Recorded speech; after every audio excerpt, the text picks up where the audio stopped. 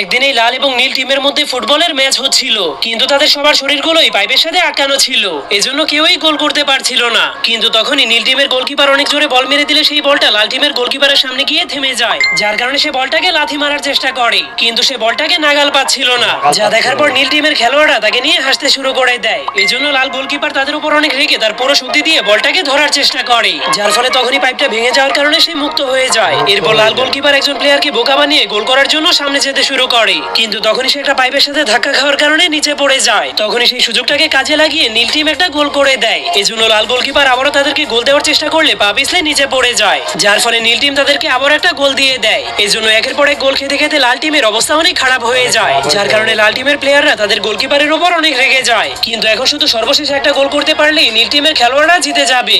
যা দেখার পর লাল গোলকিপার তার জায়গাতে গিয়ে জলদি করে তার পাইপটাকে লাগানোর চেষ্টা করে, কিন্তু তখনই নীল টিম বলটাকে আবার অনেক জোরে একটা লাথি মেরে